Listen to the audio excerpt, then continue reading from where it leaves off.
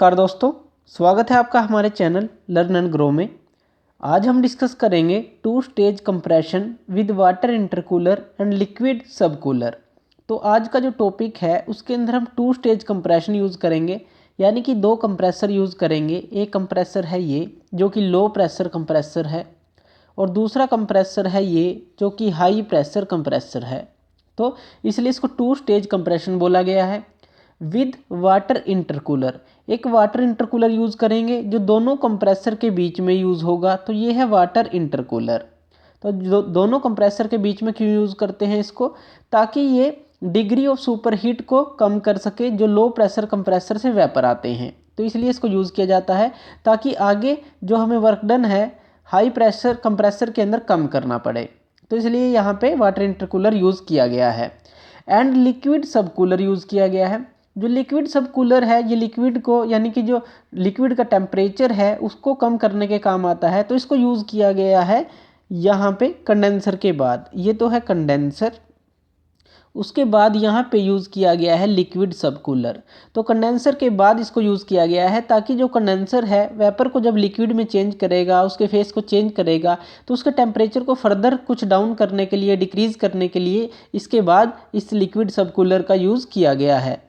तो उसके बाद इसके जो बेसिक पार्ट हैं वो हैं ही कंडेंसर है, उसके बाद यहाँ पे एक्सपेंशन वाल्व है और उसके बाद यहाँ पे है इवेपोरेटर। तो ये इसके मेन पार्ट्स हैं। तो इसकी वर्किंग को हम समझते हैं कि ये कैसे काम करेगा, फिर हम इसके पीएच डायग्राम को समझेंगे कि हम कैसे बना सकते हैं इसके थ्रू। तो इसके अंदर सबसे पहले देखिए जो इवेपोरेटर है, यहाँ पे जो हमारा रेफ्रिजरेंट आएगा इवेपोरेटर से हीट लेगा और हीट लेने के बाद वो वेपर में कन्वर्ट हो जाएगा। तो यहाँ पे जो हमें मिलेंगे वेपर्स मिलेंगे जो कि लो प्रेशर वेपर होंगे। तो ये जो लो प्रेशर वेपर हैं जो इवेपोरेटर से आए हैं ये कहाँ पे जाएंगे, ये जाएंगे हमारे लो प्रेशर कंप्रेसर के पास। अब जो ये लो प्रेशर कंप्रेसर है इसके अंदर क्या वर्किंग होगी, ये लो प्रेशर कंप्रेसर इन वेपर्स को कंप्रेस करेगा और उनके टेम्परेचर और प्रेशर को बढ़ाएगा। तो यहाँ पे हमें मिलेगा टेम्परेचर और प्रेशर बढ़कर मिलेगा वेपर्स का।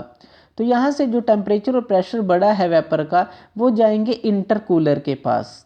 इंटरकूलर क्या करेगा, जो इनका टेम्परेचर और प्रेशर बढ़ा है तो इसके अंदर जो डिग्री ऑफ सुपर हीट आई है वेपर के अंदर उसको ले लेगा थोड़ा बहुत और उसको थोड़ा ठंडा कर देगा। तो डिग्री ऑफ सुपर हीट को यानी वो कुछ कम कर देगा जो हमारे वेपर्स थे उसके अंदर से। उसके बाद जो इंटरकूलर से जाएंगे वो जाएंगे हाई प्रेशर कंप्रेसर के पास और यहाँ फिर उनको दोबारा से कंप्रेस किया जाएगा जिससे फिर से उनका टेम्परेचर और प्रेशर जो है वो बढ़ जाएगा। तो उसके बाद टेम्परेचर और प्रेशर बढ़ने के बाद ये जो वेपर हैं वो हमारे जाते हैं कंडेंसर के पास। ये जो कंडेंसर है ये क्या काम करेगा, ये जो वेपर्स हैं यहाँ पे वेपर रीजन है, जब ये कंडेंसर से पास होंगे तो ये हमें मिलेंगे लिक्विड रीजन के अंदर। तो यहाँ पे हमें लिक्विड रेफ्रिजरेंट मिलेगा। तो वेपर आएंगे, कंडेंसर उनको लिक्विड रेफ्रिजरेंट में चेंज कर देगा। अब जो ये लिक्विड रेफ्रिजरेंट हैं ये जाएंगे लिक्विड सबकूलर के पास। ये जो लिक्विड रेफ्रिजरेंट है लिक्विड सबकूलर पे जाएगा तो इसका ये टेम्परेचर फर्दर डाउन कर देगा। तो जितना भी इसका टेम्परेचर था उससे थोड़ा बहुत कम कर देगा। तो लिक्विड सबकूलर का काम है लिक्विड का जो टेम्परेचर है उसको डिक्रीज़ करना, तो इसको कम कर देगा। उसके बाद कहाँ पे जाएंगे, ये रेफ्रिजरेंट कहाँ पे जाएगा, एक्सपेंशन वाल्व के पास। एक्सपेंशन वाल्व पे क्या होगा, ये एक्सपेंड होंगे, इनका जो टेम्परेचर है वो डाउन होगा और प्रेशर भी डाउन होगा। तो उसके बाद जो ये ठंडा रेफ्रिजरेंट यहाँ पे हो जाएगा एक्सपेंशन वाल्व में से गुजरने के बाद वो कहाँ पे जाएगा, इवेपोरेटर के पास। इवेपोरेटर क्या करेगा, इस ठंडे जो हमारा टेम्परेचर जो लो है टेम्परेचर रेफ्रिजरेंट है, ठंडा रेफ्रिजरेंट है, यहाँ से उसकी हीट को निकाल लेगा और इसको दोबारा से वेपर में कन्वर्ट कर देगा जो कि वेपर फिर हमारे द्वारा जाएंगे लो प्रेशर कंप्रेसर के पास। तो इस तरह से जो ये पूरी साइकिल है ये काम करती रहेगी। अब इसका देखते हैं पीएच डायग्राम हम कैसे बना सकते हैं। तो पीएच डायग्राम बनाने के लिए सबसे पहले हम इसको पॉइंट्स में यहाँ पे डिवाइड कर देते हैं। यानी कि यहाँ पे मान लीजिए फर्स्ट पॉइंट है जहाँ से जो वेपर एंटर करते हैं लो प्रेशर कंप्रेसर के अंदर। यहाँ पे ले लेते हैं सेकंड पॉइंट, जो इस लो प्रेशर कंप्रेसर से निकलेंगे तो वो 2 हम पॉइंट ले लेते हैं। उसके बाद 2 से 3 यहाँ पे ले लेते हैं, जो वाटर जो इंटरकूलर है उससे पास होके जाएंगे।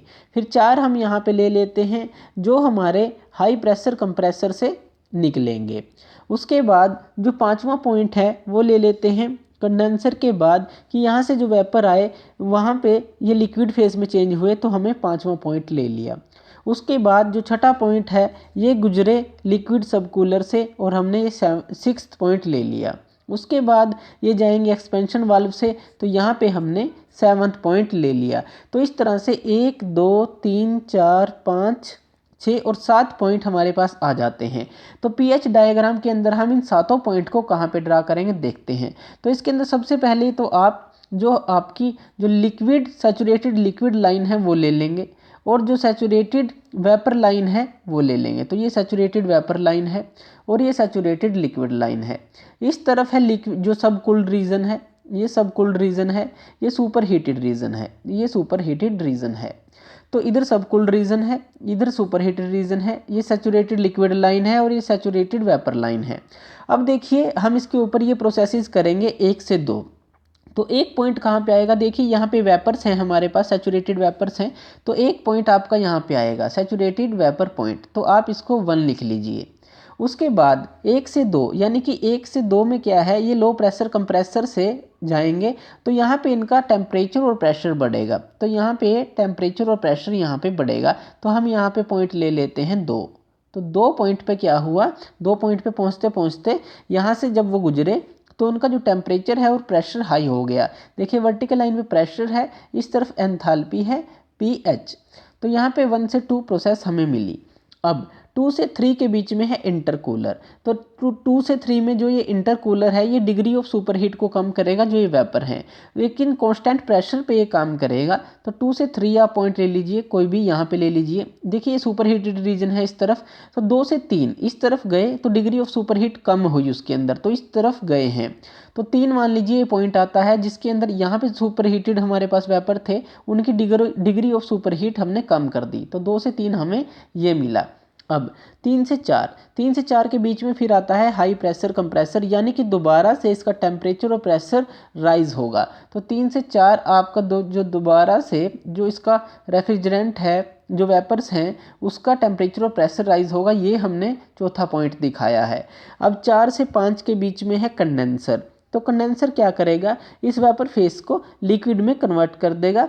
तो 4 से 5 एक सीधी लाइन आएगी आपके पास कांस्टेंट प्रेशर के ऊपर, तो 4 से 5 देखिए यहाँ पे सुपर हीटेड वेपर थे और उनको हमने कांस्टेंट प्रेशर के ऊपर लिक्विड में कन्वर्ट कर दिया, तो यहाँ पे ये दिखाया गया है कंडेंसर की प्रोसेस। 5 पे आ गए, 5 के बाद 6 पे, यहाँ पे क्या है लिक्विड सब कूलर। लिक्विड सब कूलर क्या करेगा, इसके टेम्परेचर को फर्दर डाउन करेगा, जितना ये सैचुरेटेड लिक्विड लाइन पे हमारा पॉइंट है इसके टेम्परेचर को फर्दर डाउन कर देगा। तो मान लीजिए यहाँ पे ये पॉइंट आ जाता है, तो ये सब कूल्ड रीजन है, तो इसलिए 5 से 6 यहाँ पे ये पॉइंट आ गया। उसके बाद 6 से 7 के बीच में हमारा कौन सा पॉइंट है, ये है एक्सपेंशन वाल्व कंपोनेंट है। तो 6 से 7 ये सीधी लाइन नीचे आएगी, 6 से 7 क्योंकि यहाँ पे देखिए टेम्परेचर भी डाउन है, प्रेशर भी डाउन है, तो सीधी लाइन आएगी और ये जो है कांस्टेंट हमारी एंथैल्पी पे लाइन आएगी। ये जो प्रोसेस है 1 से 2, 3 से 4 ये कांस्टेंट एंट्रोपी यानी कि आइसेंट्रोपिक प्रोसेस है, ये कांस्टेंट एंथैल्पी प्रोसेस है। तो 6 से 7 ले लीजिए, तो 6 से 7 ये पॉइंट यहाँ पे आ जाएगा कि कॉन्स्टेंटली ये डाउन गया, टेम्परेचर इसका डाउन गया। अब 7 से 1 के बीच में क्या है हमारा, 7 से 1 के बीच में हमारा इवेपोरेटर है, यानी कि जो हमारा ये मिक्स जो हमारे वेपर थे, लिक्विड थोड़ा बहुत वेपर था यहाँ पे दिखाया गया है, तो वो दोबारा से वेपर में कन्वर्ट हो जाएंगे जब वो इवेपोरेटर से गुजरेंगे यहाँ से हीट लेने के बाद। उसके बाद देखिए ये जो है कांस्टेंट प्रेशर प्रोसेसेस हैं जो 2 से 3 हमने बनाई है, तो आप इसको यहाँ पे मिला सकते हैं, इस लाइन को डायरेक्टली यहाँ पे मिला सकते हैं। तो इस तरह से ये जो पीएच डायग्राम है आसानी से हम यहाँ पे ड्रा कर सकते हैं। इसके वर्कडन की जो इसका वर्कडन है वो हम कैसे निकालेंगे, तो वर्कडन जो है देखिए इसके अंदर वर्कडन कहाँ पे किया गया है, तो दोनों कंप्रेसर के अंदर वर्कडन किया गया है, लो प्रेशर कंप्रेसर के अंदर और हाई प्रेशर कंप्रेसर के अंदर। तो लो प्रेशर कंप्रेसर के अंदर मान लीजिए इसके अंदर पूरी साइकिल के अंदर m मास की जो हमारी रेफ्रिजरेंट है वो इसके अंदर फ्लो करती है।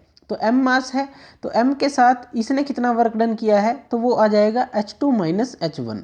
तो m H2 माइनस H1 आ जाएगा इस लो प्रेशर कंप्रेसर का वर्क डन। इसी तरह से इसकी बात करें तो 3 गया है और ये 4 पॉइंट है, तो m के साथ क्या आ जाएगा हमारा H4 माइनस H3, यानी कि जितना इसने जो हमारी हीट दी है वेपर के अंदर वो माइनस H3 जो हमने इसको दी थी, तो MH4 माइनस H3। तो इन दोनों को अगर ऐड कर देंगे तो हमारा आ जाएगा वर्क डन। तो वर्क डन हम इस तरह से निकाल सकते हैं इस दोनों को ऐड करके। और रेफ्रिजरेशन इफेक्ट भी हम निकाल सकते हैं।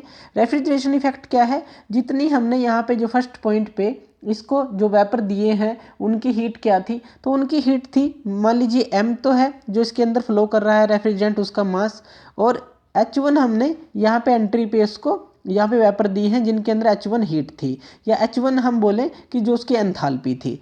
तो माइनस क्या आ जाएगा उसके अंदर से, जो हमारा पॉइंट है ये वाला, जो हमारा यहाँ पे देखिए 6 है, 6 से 7 है, यानी कि आप अगर 7 की बात करते हैं तो H7 आप लेंगे, अगर H7 को आप HF6 के बराबर लेते हैं तो HF6 लेंगे। तो रेफ्रिजरेशन इफेक्ट के अंदर आपका क्या आ जाएगा, H1 माइनस HF6, यानी कि जो आपने दी है H1 दी है, जो आपकी टोटल जो एंथैल्पी थी वेपर्स की वो, और यहाँ पे जो 6 पॉइंट है या जो 7 पॉइंट है, जब आप इसको लेंगे तो मान लीजिए आप यहाँ से इसको समझिए, यहाँ पे क्या है, ये जो आपका HF6 है यानी कि जो सेंसिबल हीट थी 6 पॉइंट पे, यहाँ पे वो आपकी बराबर है H7 के, यानी कि टोटल हीट के। तो यहाँ पे H1 माइनस जब H7 करेंगे आप, यानी कि जो आपने हीट दी है और जो लास्ट की जो हीट इवेपोरेटर से पहले जो पॉइंट है उसकी, तो इसके ये जो बराबर है ये है HF6 के, यानी कि टोटल हीट में से